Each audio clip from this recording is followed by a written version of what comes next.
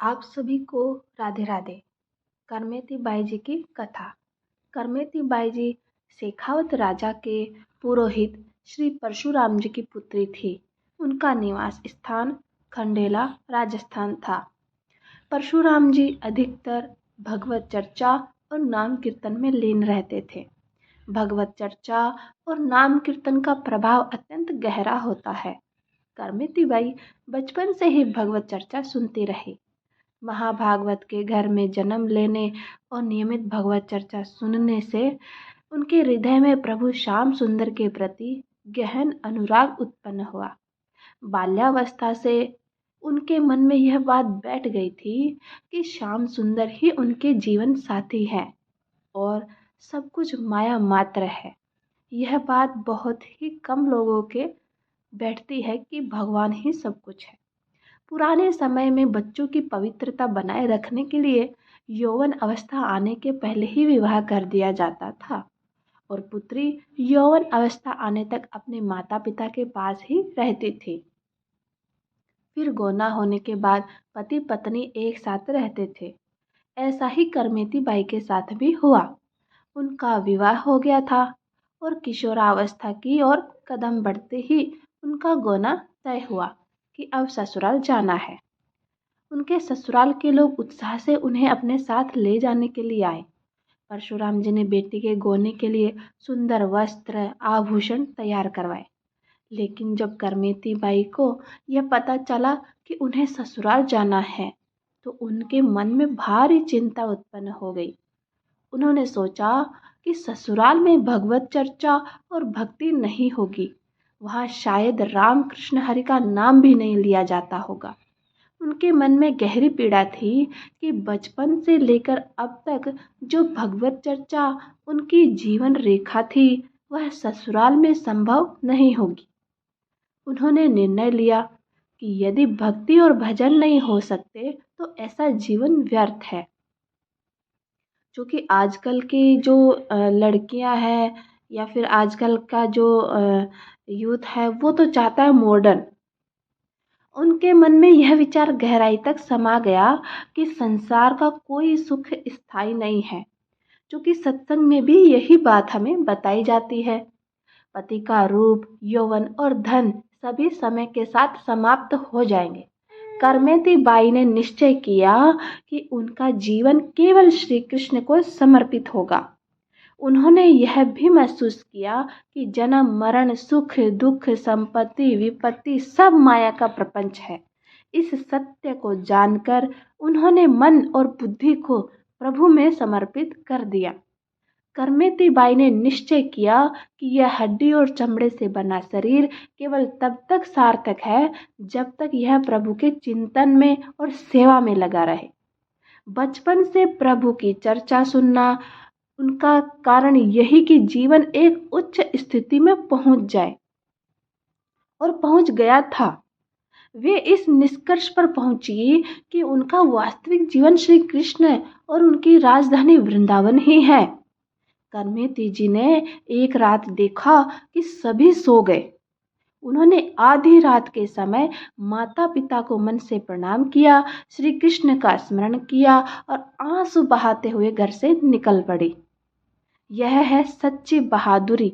वह संसार के सुखों को छोड़कर निश्चय पूर्वक प्रभु के शरण में चल पड़ी। पति के साथ मिलन का समय था। नव विवाहिता होने का कारण संसारिक सुखों के भरमार थी, लेकिन उन्होंने दृढ़ निश्चय किया, अब से प्रभु के सिवा मेरा कोई नहीं है। वह प्रभु के स्मरण और प्रेम में डूबकर वृंदावन की ओर चल पड़ी। उन्हें वृंदावन का पता तक नहीं था। ये भी नहीं ज्ञात था कि रास्ता जाता किधर है, कौन सा मार्ग जाता है, कैसे जाएंगे। फिर भी नंदनंदन के प्रति विश्वास ने उनके कदम आगे बढ़ा दिए। जब कोई भगवत शरण लेकर संसार के सभी संबंधों को तिलांजलि देता है तो भगवान उसे गोद में ले लेते हैं। यह स्थिति किसी साधना से नहीं आती, यह केवल भगवान के भरोसे से आती है। जैसे ही उन्होंने यह एक कदम उठाया तो श्याम सुंदर उनके मानस पटल पर छा गए। ऐसा नहीं हो सकता कि कोई उनके लिए कदम बढ़ाए और प्रभु उसका साथ ना दे। जैसे ही उनके कदम आगे बढ़े, वृंदावन बिहारी ने अपनी रूप माधुरी से उनके मन को आकर्षित कर लिया। प्रभु की शोभा अनोखी है। मोर मुकुट से सजी हुई अद्भुत छवि, घुंघराली अलकों की झलक, चंदन तिलक से सुशोभित ललाट और कमल की तरह सुंदर नेत्र। ऐसा लगता है जैसे वे यही कह रहे हैं, तुम्हारे लिए मैं प्रतीक्षा कर रहा था, आओ मेरे पास कदम बढ़ाओ, मैं तुम्हारे स्वागत के लिए तैयार हूँ। उनके मन में अलग अलग तरंगे उठ रही थी। वो सोच रही थी कि वृंदावन जाऊंगी, मुझे प्रभु मिलेंगे, जब प्रभु मिलेंगे तो दौड़ के उन्हें गले से लगा लूंगी, जब प्रभु मुझे गले लगाए तो मैं उनके चरणों में लौट जाऊंगी। प्रातःकाल करमेती जी का नियम था कि जैसे ही उठती तो प्रभु के मधुर नामों का उच्चारण करती, लेकिन आज का दिन कुछ अलग था। उनके कमरे से उनके परिवार के जनों को कोई आवाज नहीं आई। जैसे कुछ लोगों के अलार्म की घंटी से नेत्र खुलते हैं, वैसे ही उनकी माँ के नेत्र करमेती बाई के नाम कीर्तन से खुलते थे। आज नाम कीर्तन नहीं हुआ। माँ ने सोचा कि रिश्तेदार आए हैं, शायद करमेती जी देर से सोई होंगी। वह कमरे में गई, लेकिन वह करमेती जी नहीं थी। अब तो हलचल मच गई। पूरे घर में खोज शुरू हुई, लेकिन करमिती बाई कहीं नहीं मिली। माता पिता को बड़ा दुख हुआ। सबसे बड़ा दुख यह था कि ससुराल वालों को क्या जवाब देंगे। लोग कहेंगे कि लड़की भाग गई। यह समाज में सबसे बड़ा अपमान माना जाता है। उन्होंने जहां तहां खोज शुरू की, नगर में दूत दौड़ाए, राजपुरोहित होने के कारण सूचना राजा तक भी पहुंची और राज सैनिकों को खोज में लगा दिया। क्योंकि पुरोहित थे तो सेवा में राज सैनिक भी आए हैं। करमिती बाई ने देखा कि राज सैनिक घोड़ों पर सवार होकर उनकी ओर आ रहे हैं। उन्हें समझ आ गया कि पिताजी ने खोज शुरू कर दी है। अब वह क्या करे? भागने का अवसर नहीं था। तभी उनकी नजर ऊंट के एक कंकाल पे पड़ी। वह कंकाल गिद्धों और सियारों द्वारा खाया हुआ था, पूरी तरह सड़ चुका था और उसमें भारी दुर्गंध आ रही थी।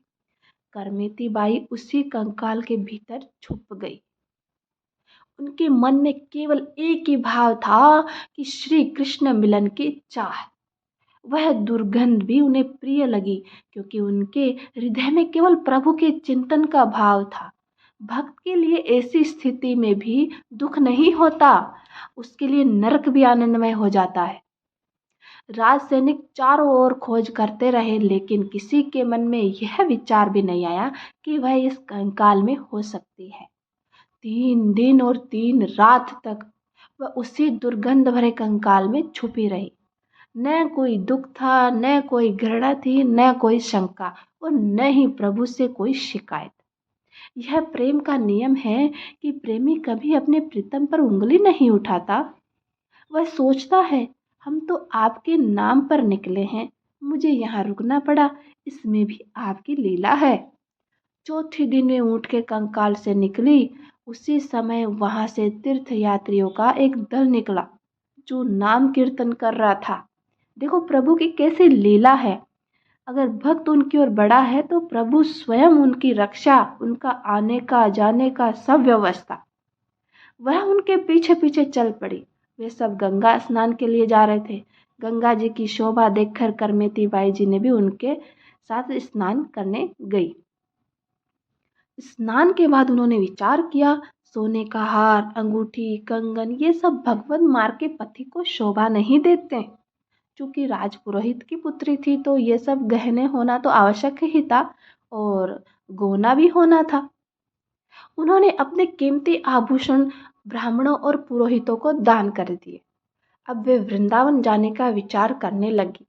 गंगा स्नान के बाद वे पूछते पूछते वृंदावन धाम की यात्रा पर निकल पड़े। वहां उन्होंने अपने कपड़े भी त्याग दिए। वृंदावन में उन्होंने वट वृक्ष के जो पत्ते होते हैं उनसे अपना शरीर ढक लिया और पूरे शरीर पे गिल्ली मिट्टी का लेप कर लिया। यह गजब का वैराग्य था। वे दिन रात भजन में लीन हो गई। उस समय वृंदावन का वास अत्यंत कठिन था, बहुत कठिन था। जंगलों में सिंह, भेड़िए, चीते, सांप, बिच्छू जैसे जीव घूमते थे। कोई आधुनिक सुविधाएं नहीं थी जो कि आज है। आज हम देख रहे हैं बड़ी बड़ी ऊंची ऊंची बिल्डिंगें हैं, बड़े बड़े घर हैं, बढ़िया गाड़ी मोटर चल रहे हैं। उस समय ये सब नहीं था। उस समय सच्चे भगवत प्रेमी ही वृंदावन में रह सकते थे। करमेती बाई के पिता परशुराम जी ने सोचा कि श्री कृष्ण की रूप माधुर्य की चर्चा सुनकर शायद करमेती जी का हृदय विकल हो उठा होगा और शायद वो वृंदावन चली गई हो। उन्होंने तय किया कि वे उन्हें ढूंढने वृंदावन जाएंगी। वृंदावन पहुंचकर उन्हें पता चला कि एक नव युवती जो अत्यंत वैराग्यपूर्ण जीवन जी रही थी, वहां तपस्या में लीन थी। उन्हें लगा कि वह उनकी बेटी ही हो सकती है, क्योंकि हर पिता को यही लगता है कि मेरी बेटी वहां हो सकती, मेरी बेटी ही हो सकती। वे एक वट वृक्ष पर चढ़ गए और उन्होंने वहां से देखा कि ब्रह्म कुंड पर कोई गहन ध्यान में बैठा है। उनकी आंखें बंद थी और उनके जो अश्रु थे वो धारा प्रवाहित हो रही थी और उन आंसुओं से जो भूमि थी उनके आसपास की वो गीली हो चुकी थी।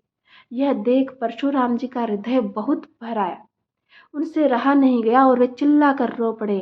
वे वृक्ष के नीचे उतर कर आए और थोड़ी देर बैठे रहे, ये सोचकर कि शायद उनकी पुत्री आंखें खोलेगी और उनको देखेगी। उन्होंने जब देखा कि करमेती बाई की आंखें ही नहीं खुल रही तो वे उनके चरणों में लिपट गए। करमेती बाई के पिता ने केवल बड़े विद्वान थे बल्कि भक्त भी थे। इतने बड़े विद्वान होने के बावजूद पिता के मन में लोकलाज का इतना प्रभाव था कि उन्होंने करमेती जी के चरणों में गिरकर कहा, तुमने हमारे नाक कटवा दी। हम राजपुरोहित हैं। जो लोग हमारे सामने दंडवत करते थे वह हमारी निंदा कर रहे हैं। तुम मेरे साथ वापस चलो ताकि हमारा लोक उपहास मिटे। अगर तुम्हारा ससुराल जाने का मन नहीं है तो मत जाओ, घर चलो, ठाकुर जी की सेवा करो। यह जंगल है, या सिंह है, व्याघ्र है, तुम्हारे शरीर को नष्ट कर देंगे। मुझे तुम्हारी सुरक्षा की चिंता है। करमेती जी ने उत्तर दिया कि पिताजी, आपकी बात सत्य है। जिसका प्रभु से अपनापन नहीं उसकी तो नाक पहले ही कट चुकी है। वह जीवित होकर भी मृतक के समान हरि भक्ति से रहित व्यक्ति का जीवन व्यर्थ है। मैं अब संसार के लोकाचार से ऊपर उठ चुकी हूँ। जिस पर श्याम सुंदर का रंग चढ़ गया है उस पर कोई और रंग नहीं चढ़ सकता। आप भी प्रभु का यशगान करें, उनका नाम कीर्तन करें और इस लोक लाज को छोड़ दें। करमेती जी ने आगे कहा, आप विचार कीजिए, आपको 50 वर्ष हो गए हैं भोगों को भोगते हुए। क्या आपको अब तक इनसे अरुचि हुई? क्या कोई भी भोग आपको अभी तक ऐसा लगा कि ये भोग अब मैं नहीं भोग सकता? नहीं हुआ ना? क्या आपको उस घर से, उस सामान से, उस सम्मान से, उस प्रतिष्ठा से वैराग्य नहीं हुआ? बार बार भोगे हुए विषयों को भोगने की इच्छा और उनका उपभोग करना क्या किसी ज्ञानी का लक्षण है? मैंने तो सब भोगों को देखा है, भोगा नहीं। अब तो देखने की भी इच्छा नहीं रही। मैंने केवल श्याम सुंदर का दर्शन का संकल्प किया।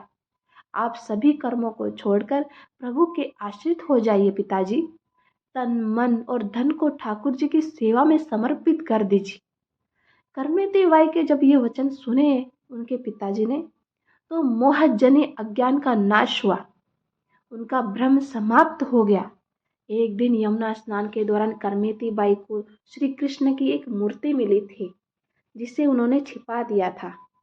वह मूर्ति उन्होंने अपने पिता को दी और उसे वापस ले जाकर घर में विराजमान करने को कहा। उन्होंने कहा, यह साक्षात श्री कृष्ण है, इनकी सेवा में तन्मय हो जाओ, निर्विकार बनो और अपने तन मन को प्रभु के चरणार बिंदों में समर्पित कर दो। और जो भी समय आपको मिल रहा है वो प्रभु के चिंतन में लगाओ। करमेती बाई के दर्शन और कृपा से उनके पिता का चित्त संसार से हटकर प्रभु के चरणों में लग गया, क्योंकि अब करमेती बाई को प्रभु के दर्शन, प्रभु की भक्ति ये सब भाने लग गई थी। और घर में अगर एक व्यक्ति भगवान का भजन करने लग जाए तो पूरे 21 पीढ़ियों का कल्याण हो जाता है। उन्होंने राज दरबार जाना और सांसारिक चर्चाएं करना छोड़ दिया। जब राजा ने उन्हें बुलाने का प्रयास किया तो उन्होंने स्पष्ट उत्तर दिया, अब हमें एक ऐसा दरबार मिल गया है जहाँ से सब कुछ संचालित होता है। हमें किसी अन्य दरबार में जाने की आवश्यकता नहीं है। राजा स्वयं चलकर उनके पास आया और जब उन्हें प्रभु की सेवा में मग्न देखा तो साष्टांग प्रणाम किया। राजा ने कहा, आपको कभी दरबार आने की आवश्यकता नहीं है। आपको धन और जरूरत की सब चीजें समय पर यहाँ पहुंचा दी जाएंगी। देखो भगवान कितने लीलामय हैं। भगवान की ओर बढ़ते हैं तो आवश्यकता से पहले प्रभु व्यवस्था कर देते हैं हमारे लिए। करमेती बाई ने प्रभु श्री कृष्ण के चिंतन में तन्मय होकर वृंदावन में अपने शरीर का त्याग किया